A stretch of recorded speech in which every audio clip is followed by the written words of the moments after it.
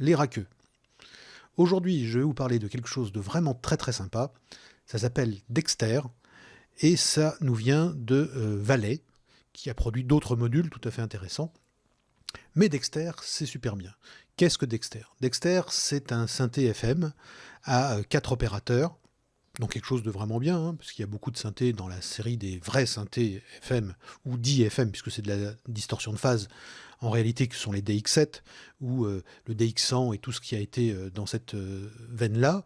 Quand on voit aussi aujourd'hui le Volca FM de chez Korg, ou des appareils de ce genre-là, on a eu beaucoup de synthés FM qui ont eu que 4 opérateurs et qui ont permis de faire des sons assez extraordinaires. Et le DX7 en avait 6. Mais le Dexter nous propose un synthé FM à 4 opérateurs, ce qui permet déjà de faire des sons d'une très grande richesse si on sait s'en servir.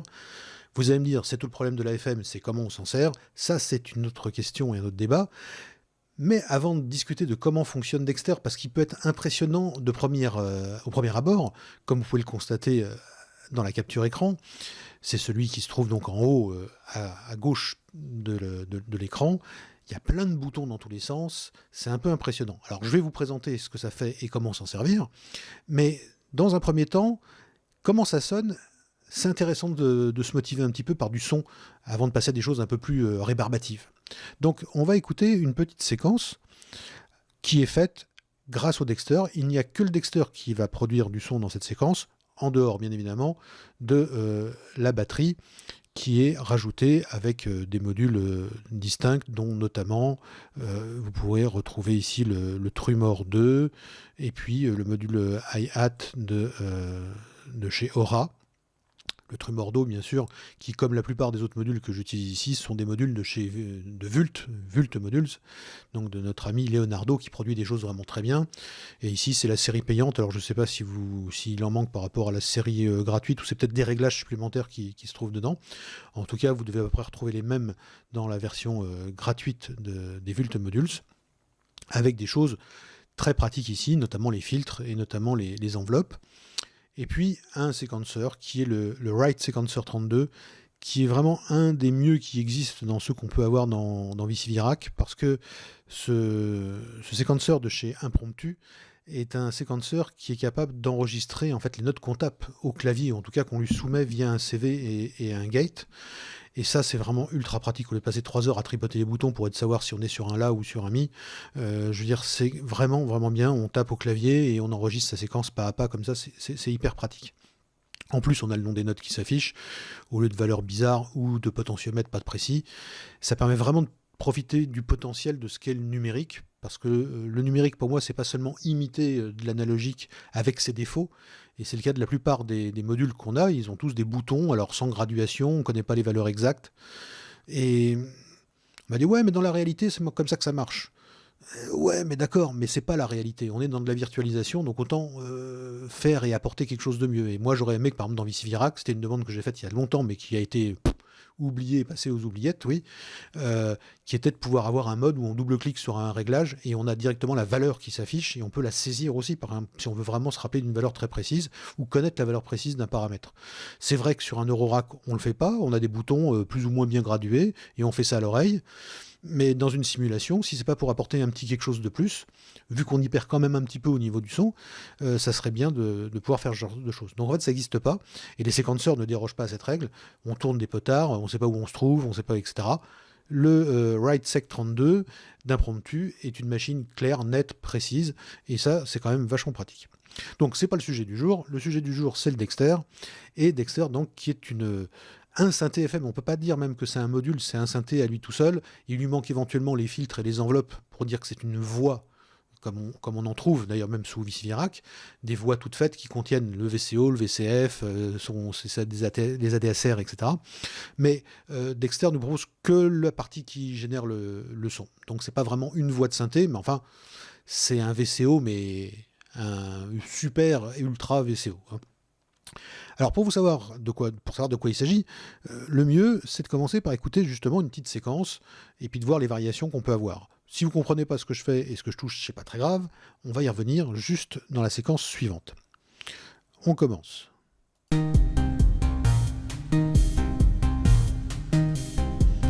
Donc ici on a une séquence. Cette séquence est jouée donc par le Dexter, en dehors donc de la batterie.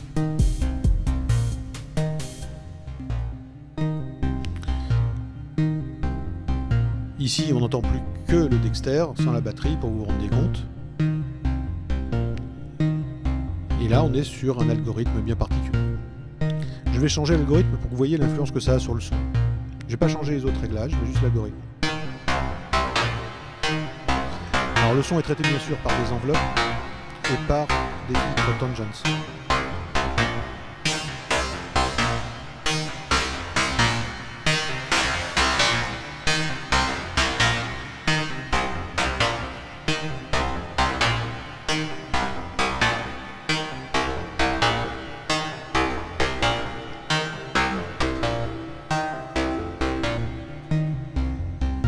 Alors j'aime beaucoup cette combinaison là. On va l'épaissir un petit peu avec un coup de débriatus.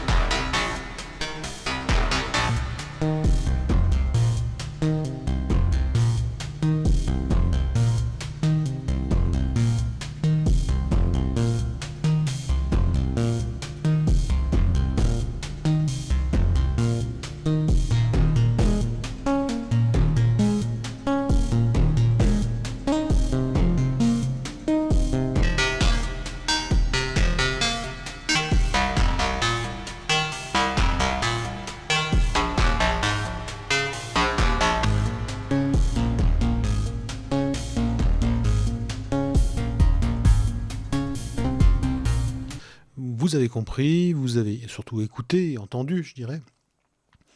Voilà à quoi peuvent ressembler les sons qui sont faits par le Dexter. Alors c'est très très limitatif, je vous en ai fait voir quelques-uns en changeant juste l'algorithme.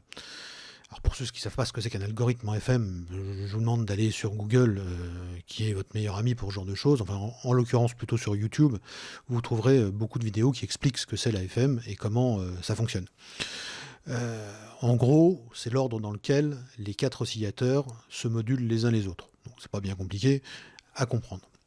Ce qui est plus compliqué, c'est de comprendre l'effet que ça fait quand on change d'algorithme. Comme vous l'avez vu, le changement est drastique. Entre des sons très distordus, très FM, ou des sons très ronds, en fait presque analogiques, de basse, avec les mêmes réglages, hein, puisque là j'ai pas touché les réglages des oscillateurs. Juste en changeant l'algorithme, on a des changements de qualité sonore qui sont vraiment évidentes et énormes.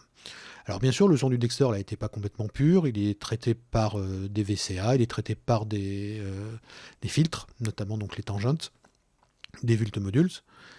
Et puis on a un peu de reverb sur l'ensemble, de temps en temps je mettais un peu d'effet, le débriatus des Vultmodules, avec un peu de distorsion et de saturation.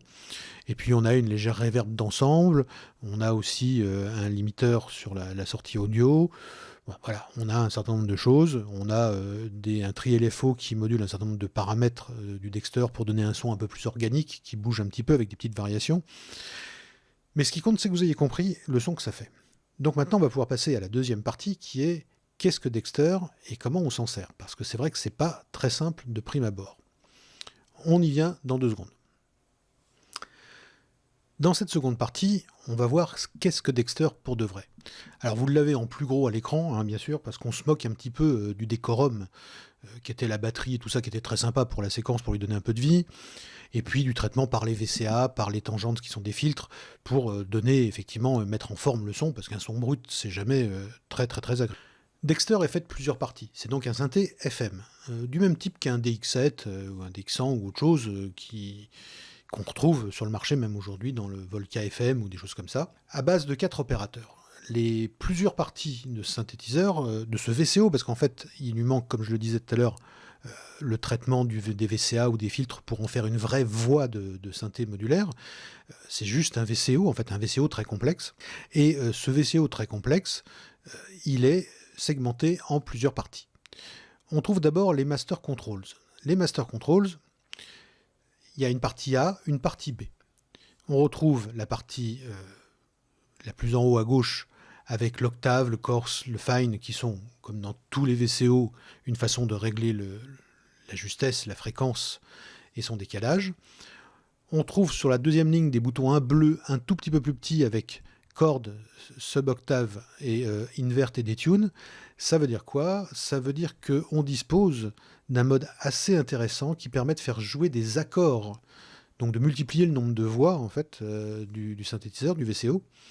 Et là, il se trouve que dans le son que j'ai utilisé, je l'ai fait fonctionner dans ce mode-là pour que sur la partie A, puisqu'il y a deux parties à l'intérieur de ce synthétiseur, de ce VCO, nous avons la possibilité de jouer par exemple des sub-octaves. On va y revenir sur tout ça. L'inversion, c'est tout simplement l'inversion des accords. On peut gérer la façon dont les accords qui sont joués vont être joués en inversion 1, 2 ou 3 ou plus s'il y a plus de notes.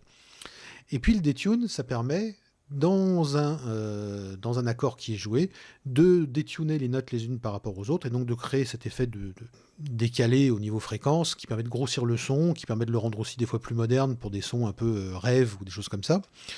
Et puis, ça s'arrête là pour cette partie qui contrôle la partie A du synthétiseur, du VCO, qui est la partie principale de Dexter. Mais Dexter a une deuxième voie, qui s'appelle la voie B, qui est traitée légèrement différemment.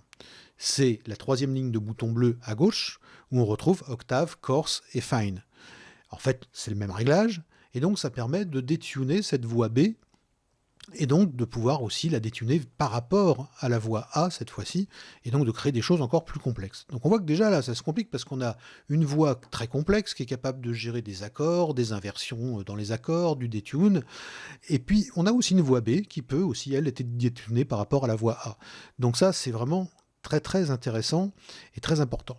On va passer juste un petit peu à droite, on ne va pas continuer à descendre, on va passer dans la partie marquée algo, parce que c'est fondamental et c'est le principal dans un synthé FM, et ça permet aussi d'expliquer cette différence entre la voie A et la voie B. Cette partie algo, en fait, comme vous la voyez, en ce moment elle est réglée sur un algorithme. Vous avez à gauche le 1, et puis sur la droite vous avez 4, 3, 2 en descente, et tout ça qui pointe vers AB. Qu'est-ce que ça veut dire ? Alors jetons juste un bref coup d'œil sur la droite de cette partie-là. Vous voyez qu'on a opérateur 1, opérateur 2, opérateur 3, opérateur 4. Les opérateurs sont des VCO complexes. C'est-à-dire qu'on a un opérateur qui est un VCO, en fait, qui a généralement une sinusoïde, comme dans le DX7, mais ici dans le Dexter c'est plus complexe, on peut changer la wave de ces opérateurs, et ces opérateurs sont donc autant de VCO qu'on a, qui sont spécialisés, parce qu'ils ont quelques particularités qu'on verra après, qui leur permettent de s'intégrer à l'intérieur d'un synthétiseur FM. Ces opérateurs peuvent donc se combiner de différentes façons. L'algorithme que nous avons affiché en ce moment est un algorithme où l'opérateur numéro 1 va directement aller sur la sortie A et sur la sortie B simultanément. Donc en fait, on aura le même son sur la A et sur la B. Et l'oscillateur 4, 3 et 2, les oscillateurs 4, 3 et 2, eux, sont en cascade, ce qui veut dire que le 4 module le 3 module le 2, et le 2 finit par produire un son qui se retrouve sur la sortie A et B, donc mélangé avec le son du 1. Donc on peut dire qu'on a en fait dans cette configuration-là que deux VCO qui vont être entendus réellement, c'est le 1 et le 2, et ils vont être entendus simultanément sur A et B. Et seul l'opérateur 2, seul le VCO numéro 2, sera modulé, et il sera modulé par le 3, qui lui-même sera modulé par le 4. Le 4 possède une couleur orange. Vous allez me dire, mais pourquoi ? Et oui, pourquoi ? C'est vrai. Et bien, tout simplement, ça veut dire que ce modulateur-là, cet opérateur-là, a la capacité de se moduler lui-même. C'est ce qu'on appelle le feedback aussi. Donc il est capable de se moduler lui-même. C'est le seul dans l'ensemble qui va subir cet effet de feedback. Revenons donc à cette section des algorithmes. On a beaucoup de choses. On peut remettre à zéro la phase, par exemple, avoir un reset de la phase à chaque fois qu'il y a un changement de note. On peut moduler ça par du LFO. On peut faire beaucoup de choses. Pour tous les détails très très fins de synthé, je ne vais pas vous enquiquiner. Il y a une doc qui est très bien faite qui va avec, il y a un manuel. Et je vous conseille vraiment de read the fucking manual, quoi. Il y a 2-3 trucs à savoir, et ça sert vraiment à rien que je relise comme ça en vidéo les paragraphes entiers de la doc. L'aspect le plus important dans un premier temps, c'est donc ce bouton algorithme. Et vous voyez que quand je vais changer ce bouton algorithme, les dessins changent. Par exemple, dans ce mode-là, nous avons un seul opérateur, donc un seul VCO qui va être entendu à l'oreille, c'est le numéro 1. Mais il va être modulé par le 2, qui va être lui-même modulé par le 3, lui-même modulé par le 4, et le 4 qui se module lui-même par le feedback. Donc là, en fait, on a une colonne, et dans cette colonne, en fait, on a une cascade complète de modulation, du 4 sur le 3 sur le 2, et le 2 sur le 1. Et on voit que les sorties A et B sont attaquées simultanément. Ça sera le cas pour toute la moitié gauche, en fait, du sélecteur d'algorithmes. Tous ces algorithmes-là pointeront, en fait, sur A et B en même temps. Voilà. Et l'autre moitié, on va voir que A et B sont traités séparément. C'est là tout l'intérêt, bien sûr, d'avoir une sortie A et d'avoir une sortie B. Deuxième algorithme, cette fois-ci, le 3 et le 4 qui se modulent lui-même, modulent tous les deux ensemble le 2 qui, lui, module le 1, et c'est le 1 qu'on écoute et qui est sorti sur la sortie A et B. Dans cette configuration, nous avons le 1 que nous écoutons, qui est distribué sur les sorties A et B simultanément, qui est modulé par le 4 et par le 2, et par le 3. Le 4 étant celui qui se module lui-même. Ici, encore une autre configuration, etc., etc. Et celle que j'utilisais, je crois, c'est celle-là.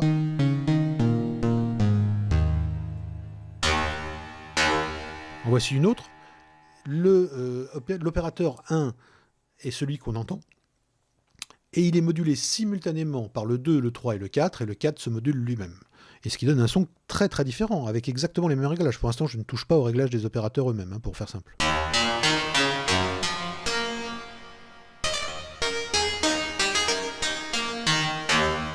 Alors, on entend peut-être un peu les effets de distorsion. Je crois que je l'ai supprimé, je vais vérifier, parce qu'il ne faut quand même pas trop exagérer. Voilà, on va enlever la distorsion.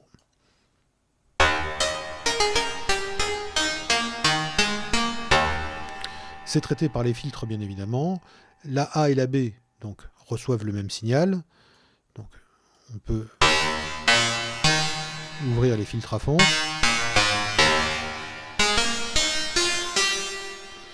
Si je change l'algorithme, ici, nous avons deux oscillateurs qui sont écoutés, le 1 et le 3. Le 1 étant modulé par le 2, et le 3 étant modulé par le 4, qui se module lui-même. Alors, on ne va pas aller tous les faire, on va passer à la partie suivante, qui est celle de l'autre moitié, la deuxième moitié du bouton algorithme. Et vous voyez que là, ça devient un peu différent. Dans cette configuration-là, nous avons deux colonnes. La colonne de gauche, qui est l'oscillateur 1 que l'on va entendre, modulé par le 2, et ça, c'est envoyé sur la sortie A. Et de la colonne de droite, nous avons l'oscillateur 3, qui est modulé par le 4, qui se module lui-même, et ça, c'est envoyé sur la sortie B. Donc on a maintenant deux sorties qui sont vraiment totalement indépendantes en termes de réglage. Et on va essayer de voir ça. Je vais rediminuer un peu l'interface, ne m'en veuillez pas trop. Pour aller sur la table de mixage. On va faire un solo de la voix A. Alors la voix A est stéréo, ici elle est traitée comme ça. Et la voix B.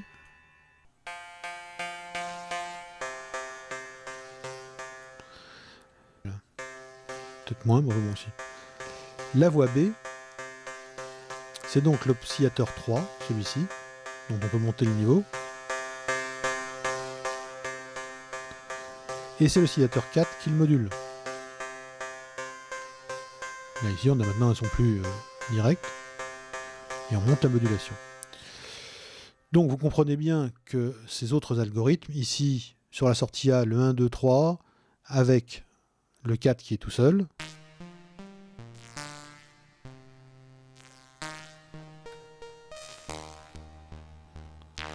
Alors il faudrait régler à chaque fois bien sûr les volumes, etc. pour que ça soit parfait, parce que vous comprenez bien qu'en FM, on peut avoir un son qui est très très fort d'un seul coup, ou un son qui est très doux, ou certaines fréquences qui passent, certaines fréquences qui passent pas.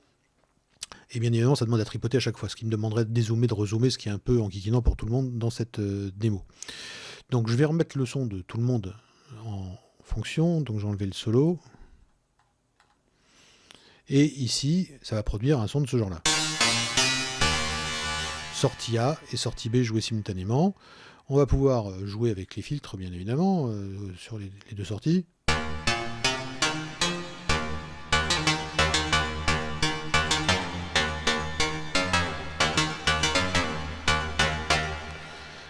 Et ainsi de suite pour tout. C'est beau ça, non ?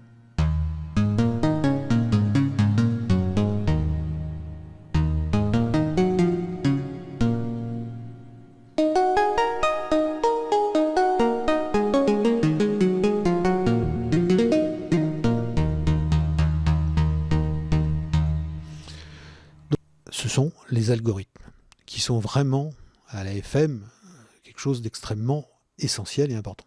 On va observer maintenant les voix de ces opérateurs. Ils sont tous identiques, donc ça ne sert à rien de beaucoup se fatiguer. Prenons l'opérateur numéro 1. Qu'est-ce qu'on trouve sur cet opérateur ? Alors, donc rappelons qu'un opérateur, c'est jamais qu'un VCO. C'est un VCO qui génère des formes d'ondes. Donc comme il génère des formes d'ondes, on a un bouton ici qui permet de choisir tout simplement le son qui va en sortir. Donc on devrait avoir plus que le... Voilà. On n'a que le son de la voix A.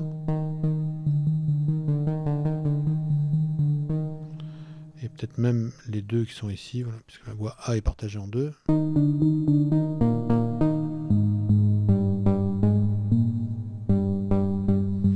Et le 1 est modulé par personne. Donc là, on a un VCO traditionnel, en fait. Sauf qu'en FM, les opérateurs se basent sur un principe non plus de fréquence, mais sur un principe de ratio, plutôt. C'est-à-dire un ratio par rapport à la fréquence de départ. Ici, notre opérateur numéro 1 a un multiplicateur qui est d'1,5. Donc sa fréquence va être divisée, en fait, par 2. Normalement, pour son octave 0 ici, et ici en 1, si on le met en 1, il joue sur cette octave-là.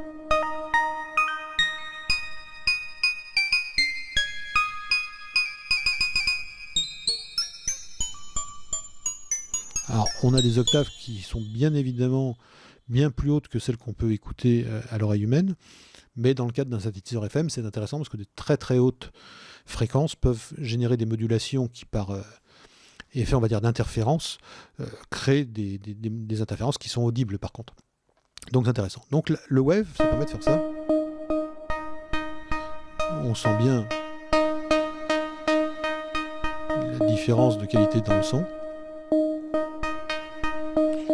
On a la forme qui, selon le wave qu'on utilise, va permettre de mettre en forme le son. Le niveau, bien sûr, de l'opérateur. Si c'est un opérateur qui est en sortie directe, comme le 1 en ce moment, ça gère tout simplement le niveau de ce VCO pour l'entendre. Quand il s'agit d'un opérateur qui sert à moduler un autre, son niveau permet de dire combien on injecte, par exemple, du 3, ici, combien de pourcentage du 3 est injecté dans le 2. On retrouve un coarse et un fine, bien sûr, pour régler les choses. Puis on a plein de boutons, de trucs, etc. Ça, c'est génial, parce que ça veut dire qu'on peut quasiment tout moduler. La ligne qui est tout en bas est un peu plus familière, parce qu'elle correspond en fait au réglage qu'on a là-haut. On retrouve le pitch, le changement de wave, le changement de shape et le changement de niveau. Donc tout ça, ça peut être modulé par des LFO, par ce que vous voulez. Et ici, on a des atténuateurs à chaque fois. Et des atténuateurs, des atténuverteurs, c'est-à-dire des atténuateurs inverseurs. Donc dans un sens ou dans l'autre, ce qui inverse complètement la forme d'onde. On retrouve une deuxième rangée absolument identique. Alors je vous avais dit que c'était encodé en fonction des couleurs. En tout cas que les couleurs étaient encodées plutôt, dans ce sens-là. Effectivement, ces deux-là sont de la couleur de level, donc ça veut dire que ces deux-là modulent le level. On a donc deux emplacements directs, sans avoir besoin d'utiliser de multi, etc., qui permettent d'attaquer directement le level, chacun avec son atténuverteur, ce qui est vraiment super. On a dans cette même couleur que le shape, ce qui permet de moduler le shape, dans la même couleur que wave, ce qui permet de moduler le wave, donc avec deux toujours entrées de modulation et 2 atténuateurs, et le pitch, bien évidemment, qui est de la même couleur que la partie pitch qui est en bleu, qu'on retrouve toujours. Le bleu, c'est la couleur du pitch, peu importe où on se trouve. Ce qui est intéressant, c'est cette ligne bizarre modulation 1, 2, 3, 4, dotée aussi pour chaque entrée d'un atténuateur, qui semble correspondre pas à grand-chose, et l'ensemble de tous ces petits boutons-là. Alors voyons ce que ça fait. Ce sont des entrées de modulation. Donc je peux me brancher sur un LFO par exemple. Mais qu'est-ce que ça va moduler? Visiblement là ça module la fréquence. Alors vous allez me dire, bah alors ça sert à rien, j'ai qu'à le brancher ici.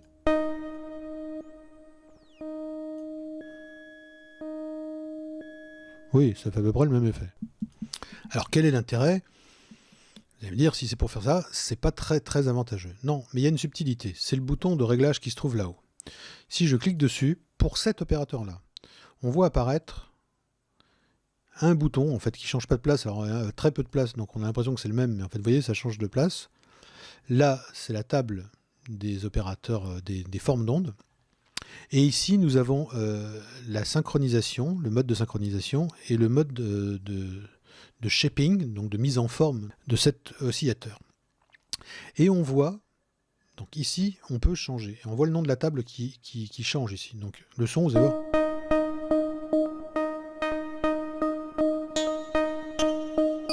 Et par exemple ça.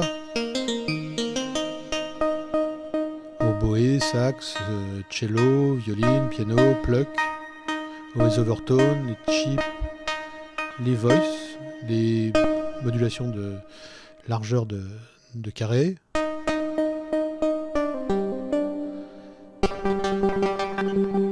Donc on choisit une table, et à l'intérieur de cette table d'onde, se trimballe dans la table d'onde, et le shape est une espèce de mode qui va être appliqué pour moduler tout ça.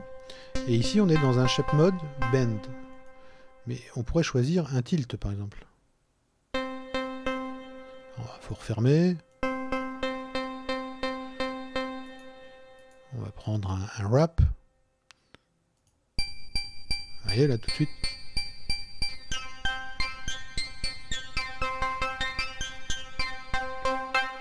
Ça, je change la forme d'onde. Et ici, j'applique le shaping. Pour chaque opérateur, on peut faire ça. Hein. Comme la synchronisation, elle peut être hard ou soft. Et la synchronisation, on verra qu'elle se module par ailleurs. Mais dans ces réglages, donc on a sur ce petit bouton, on voit ici aussi apparaître Wavetable, modulation 1 et 2, modulation 3 et 4. Ah, bah voilà nos fameux boutons de modulation. Si je viens ici sur modulation 1 et 2, il me dit voilà, pour la modulation 1, qu'est-ce que vous voulez attaquer? Bah, c'était le pitch, c'est ce que nous entendions tout à l'heure. Mais on pourrait attaquer tous ces paramètres-là, comme le level, l'AFM extérieur, le mode de shaping, par exemple, la synchronisation, vraiment la banque de wave, etc. Enfin, on peut vraiment moduler tout ça. Et le modulateur 2, lui aussi, on peut choisir. Et c'est pareil, donc 3 et 4, on choisit, par défaut, sont quasiment tous sur le pitch. Donc, on a une richesse de modulation qui est vraiment très importante. On va pas rentrer dans tous les détails ici de ces boutons, le prefade, le post-shape, le weak, qui veut dire faible, la synchronisation, le LFO, quand même, pour que vous sachiez, ça consiste à faire marcher en fait le VCO sous un mode dans lequel en fait ça devient LFO parce qu'il marche en basse fréquence. Hein. On n'entend quasiment plus rien parce que la fréquence est ultra basse. Là j'arrive à peu près à la faire monter presque dans l'audible, mais si je la multiplie, ça... Ah, là, si vous voulez faire des subs, hein, c'est vraiment parfait. Donc voilà comment fonctionne une voix. On en a 4 comme ça.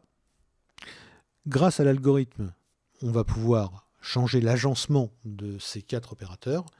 Et grâce aux autres réglages, on va pouvoir dire si la voix joue des accords, joue, etc. Donc là, je vais revenir sur une voix normale. J'ai enlevé le detune, j'ai enlevé l'inversion. Et là, on joue single. Et je vais jouer mine 2.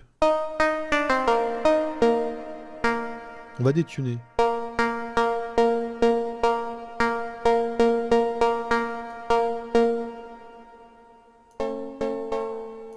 Majeur 2, mineur 3.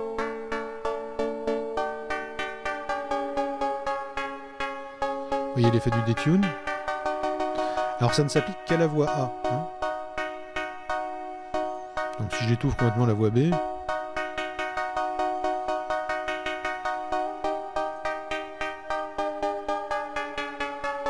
là donc on a qu'un seul oscillateur, celui-là qui est en train de jouer, le 1.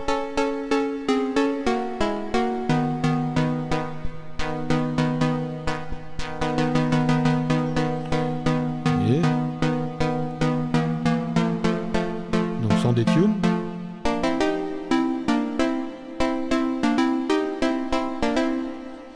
Et les inversions qui vont permettre de savoir comment les notes donc sont jouées dans l'accord.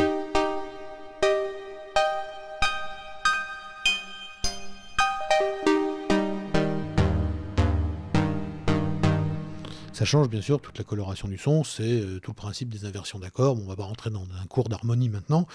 Soit vous savez, soit vous savez pas. Mais enfin, en tout cas, même si vous n'avez pas, en tripotant, vous pouvez vous amuser et trouver que ça fait un son qui est différent. Donc on a plein de types d'accords différents. On a le monstrueux tritone, hein, le Diabolus in Musica, celui qui est terrible. Hein, c'est vrai qu'il sonne bizarre, mais ça peut être très sympa. La cinquième, sixième, septième majeur, le suboctave. Alors l'octave, on a un son plus plein, mais qu'on peut détuner.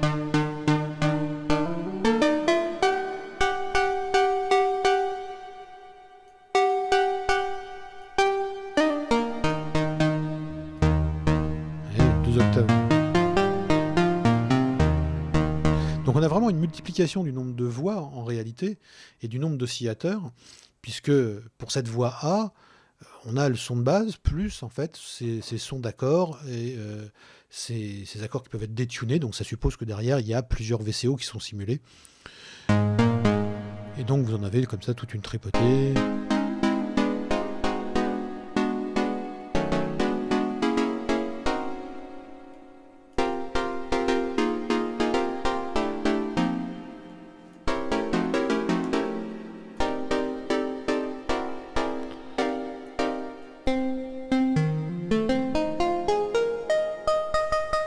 Ça donne bien évidemment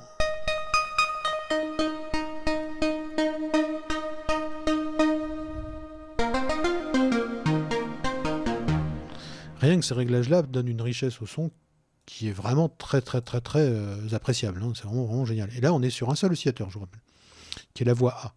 Dexter, c'est ça. Et vous avez compris que Dexter, ça allait pas être forcément super facile de faire des sons avec. Mais c'est la réputation des synthés FM en général, c'est que c'est pas facile. Et en plus de ça, bon, comme il n'y a pas de système de mémorisation, il n'y a pas de preset, ça veut dire qu'il faut tous se taper à la mimine. Et après, on enregistre, c'est l'avantage quand même avec Vicivirac, c'est que vous pouvez enregistrer ça sous forme d'un nom de fichier, donc quand même une forme de preset. Même si c'est pas les presets de Dexter, et si vous voulez réutiliser le même son dans un autre montage, pour l'instant c'est pas encore ça. Ça fait partie aussi des demandes que j'ai faites il y a très longtemps, mais qui ont été un peu laissées de côté. Donc on n'a pas de mode de preset. Si on regarde ce dont on dispose dans le menu, on retrouve bien sûr tous les menus par défaut de tous les modules Vicivirac. Et on a un mode dark, qui est assez sympa. Voilà. On peut tout être en dark. Pour certaines choses, j'aime bien le light. Hein. Je trouve que comme ça, on voit mieux on voit un peu mieux. Enfin, ça dépend de la vision qu'on a, ça dépend de l'écran qu'on a, ça dépend de son âge, ça dépend de plein de choses. Donc, on peut choisir entre ces deux modes. Après, au niveau de la synchronisation des oscillateurs, je ne vous ai pas fait tout voir, je vous en ai parlé de cette synchronisation qui pouvait être hard ou pas, donc on peut régler dans les petits réglages en haut à gauche de chaque opérateur. Eh bien, il faut savoir si on synchronise, avec quoi on se synchronise, quoi, puisqu'on a 4 oscillateurs, ils synchronisent comment? Soit ils se synchronisent par rapport à leurs parents dans l'algorithme tel qu'il est dessiné en ce moment. Par exemple, là, ce qu'on voit à l'écran, le 1, il sera synchronisé sur rien. Par contre, le 2 et le 3 et le 4 pourront se synchroniser en fonction de leurs parents. Ou en fonction de leurs voisins. Donc en fait, c'est ceux qui sont sur le côté, au lieu d'être ceux qui sont au-dessus, hein, pour simplifier. Et puis, l'opérateur output source, on peut être sur la voie A ou sur la voie B. Donc ça permet de changer la façon dont les voies sont affectées. Il nous reste à voir juste un endroit que nous n'avons pas regardé encore. Et cet endroit, c'est quoi? C'est ce petit pavé en bas à gauche, dans lequel on retrouve en fait des modulations, et ces modulations, ou des sorties, et ces modulations, la première ligne, comme c'est encodé, les couleurs sont encodées, vous avez bien compris le principe, ce qui est en bleu, c'est le pitch, donc ici on a tout ce qui concerne le pitch, ou ce qui est relatif au pitch, donc notamment la modulation de l'accord, donc de ce bouton-ci, la modulation de l'inversion, du detune, et même la modulation de l'algorithme, ce qui peut être très très très riche comme façon de produire des sons. Et puis, on a cette petite ligne que j'ai peut-être un peu zappée, Shape, Bright et FM. Le Shape, ça permet d'apporter en fait le shaping qu'on a vu sur chaque opérateur, mais de l'apporter par un bouton qui est global sur tous les opérateurs qu'il supporte au même moment. Comme le Bright permet de rendre le son plus brillant de façon globale sur tous les opérateurs. Et FB, c'est le fameux feedback qui manque, puisque il y a un opérateur, en général c'est le 4, qui supporte le feedback, mais ça aurait demandé à ce qu'il ait un bouton de plus que les autres. Bon, ça aurait peut-être déstabilisé le look and feel, et puis vraisemblablement il a réexploité ces 4 visuels et ces 4 choses de la même façon. Et donc le bouton de feedback, il faut bien le mettre quelque part, et le feedback de l'opérateur 4, donc, qui est en orange, le bouton orange permet ici de moduler, en tout cas d'envoyer plus ou moins de feedback sur cet opérateur 4. Pour moduler, c'est la ligne d'en dessous, donc on retrouve un bouton orange avec une entrée et ici un atténuateur pour la quantité de modulation. On retrouve pareil pour le bright, on trouve pareil pour le shape, donc on peut moduler globalement le shaping de tous les opérateurs en même temps. Et puis enfin la dernière ligne, ce sont des sorties. Donc on a la sortie A left, la sortie A right, on a la sortie B, et entre les deux, on a les sorties individuelles de chacun des 4 opérateurs, qu'on peut traiter encore d'une autre façon, indépendamment, etc., etc. Donc on a vraiment quelque chose d'extrêmement poussé. Un truc qui a vraiment du son, donc c'est vraiment un bon son de synthé FM avec les avantages de la FM, des sons aigus, des sons distordus, mais aussi des sons assez ronds, assez chaleureux malgré tout. Alors bien sûr, hein, c'est pas un son de Moog, mais c'est un synthé FM, mais on sait que les synthés FM sont capables de produire des sons de basse assez généreux, assez amples, et là on a vraiment tout sous la main pour faire ça. Alors, je ne vais pas m'étendre des heures de plus là-dessus, c'était pour vous donner un petit goût de ce qu'est Dexter et de comment vous en servir. Et j'espère que ça vous a plu, j'espère que ça vous a donné envie surtout d'aller le poser sur VisiVirac et d'aller tripoter pendant des heures, parce que franchement, croyez-moi, il y a largement de quoi faire avec Dexter. Et on se quitte sur cette petite séquence qui n'est pas merveilleuse, mais qui n'est pas si mal que ça, qu'on va relancer.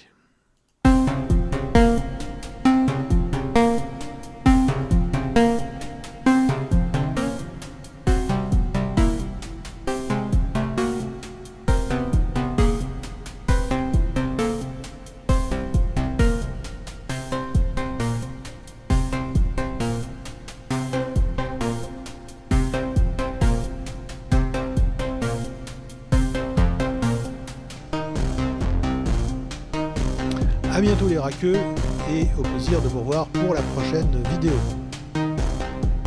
Concernant la documentation, le plus simple pour vous la procurer est d'aller sur le site de VisiVirac que vous avez en ce moment à l'écran, donc visivirac.com, d'aller choisir Plugins. Dans les plugins, vous allez chercher Valet, qui sont ici. Et là, vous faites Manual. Vous arrivez sur le Git de Valerac. Et ici, il faut chercher un peu. Donc, en fait, il faut lire tout simplement. Et on sait qu'on n'aime pas lire. Ici, pour Dexter, vous avez l'indication de son manuel PDF à télécharger ici. Quand vous avez le manuel, voici à quoi il ressemble. Un manuel d'une 15aine de pages, avec un peu d'histoire, très court, une présentation générale de Dexter, une présentation en détail avec l'explication pour tous les boutons et l'ensemble des possibilités de la partie qui est à gauche du synthétiseur du VCO, avec l'explication et la numérotation de tous les algorithmes. Pour ce qui est de la gestion des accords, on a le détail de mode single, c'est bon, c'est une seule note avec une densité de 1 et aucun intervalle. Par exemple, la mineur third, troisième, donc il y a 2 notes, densité de 2, ça veut dire qu'il y a 2 notes. La note 0, donc la note tonale de base, et 3 au-dessus. Vous avez l'explication ensuite pour un opérateur, et pour chaque opérateur, vous avez l'explication notamment de tous ces boutons et de ce qu'ils veulent dire. Par exemple, au niveau de la synchronisation, l'activation de l'opérateur pour être synchronisé, avec le mode faible ou le mode normal qui est le mode hard, puisque la synchronisation est quelque chose qui se fait souvent selon ces deux modes. L'effet le plus marquant est souvent le mode hard, donc ici il est par défaut, sinon on demande le mode GUIC. L'explication pour tout ça que je vous ai déjà fait voir, mais surtout pour tous ces boutons, les post-shape, les pre-fade, etc., etc. Vous aurez l'ensemble des explications.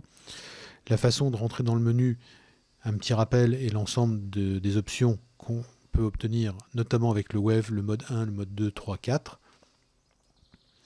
On retrouve quelques informations sur l'utilisation de base du synthétiseur. Donc pour ceux qui ne sont pas très à l'aise avec la FM et avec un synthétiseur de ce genre-là, c'est intéressant.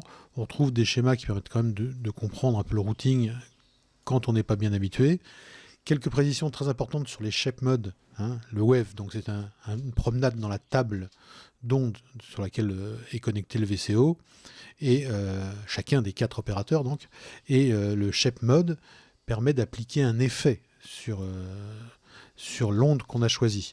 Et du coup, nous avons le blend, le tilt, le lean, des choses que je vous ai déjà fait voir, mais avec une explication complète pour ceux qui veulent se repérer, de savoir à quoi ça correspond. Dans les modes de synchronisation aussi, on a beaucoup de choses, puisqu'on a les modes hard, 5e, fall 1, fall 2, etc. C'est bien d'avoir le détail pour comprendre exactement ce que ça fait et ce qu'on peut en attendre. Quelques schémas, les wavetables qui sont utilisés. Donc on en a vu quelques-unes rapidement, mais celle de base c'est l'Opal, donc qui est basée sur les ondes d'un chip qui était utilisé dans les années 90 sur les cartes son de PC. Et puis on a les basiques, les TX, les SynArm, etc., etc. Mais vous avez au moins en face du nom la correspondance de ce que cela veut dire. La connectivité avec les 2 voies A et B. Et voilà, donc un manuel qui est très intéressant à télécharger, donc je vous invite à le faire pour avoir vraiment tous les détails qui compléteront les explications que je vous ai données dans la démo.